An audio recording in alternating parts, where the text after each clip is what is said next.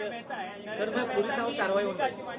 नरेंद्र मेहतांनी काल भूमिका अशी मांडली की व्यापाऱ्यांच्या मोर्चामध्ये कोणताही गडबड गोंधळ नव्हता, परंतु मराठी जी लोक आज आंदोलन करणार होती त्या सगळ्या आंदोलनामध्ये कुठेतरी गडबड गोंधळाची परिस्थिती निर्माण. बघा, व्यापाऱ्यांचा मोर्चा हा व्यापाऱ्यांचा मोर्चा होता, परंतु काल जो मोर्चा झाला तो मराठीच्या नावाखाली कुठल्या तरी राजकीय पक्षाने आपला अजेंडा त्या ठिकाणी राबवला.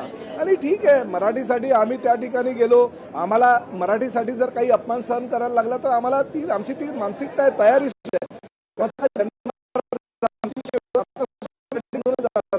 मराठी जर जायचं असेल तर काही चुकीचं नाहीये.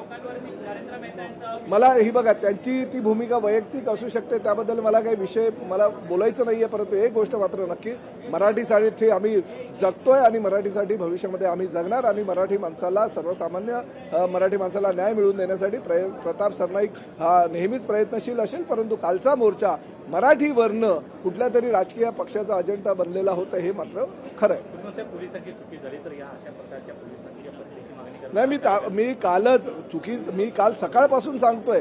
काल मी माननीय मुख्यमंत्र्यांना 11 वाजता भेटलो आणि त्यांना स्पष्टपणे सांगितलं की या ठिकाणी जो प्रकार पोलिसांनी केलेला आहे, डीसीपी प्रकाश गायकवाड यांनी अशा पद्धतीनं एकतर व्यापाऱ्यांकडनं माफीनामा लिहून घेतला, नंतर मोर्चाला परवानगी नाकारली आणि धरपकड केली कार्यकर्त्यांची. असं होता कामा नये. शहरातलं वातावरण अधिवेशनाच्या तोंडावर जर बिघडवण्याचा प्रयत्न पोलिसांचे काही अधिकारी करत असतील तर त्यांच्यावर कारवाई व्हायला पाहिजे. उद्या चित्र असं होतं की महायुतीचं सरकार आमचं आहे आणि महायुतीचं सरकार काय याला पाठिंबा देतंय की काय, असं चित्र शहरामध्ये निर्माण होतं. त्यामुळे मंत्री म्हणून मी त्या ठिकाणी जाणं मी माझं कर्तव्य समजत होतो.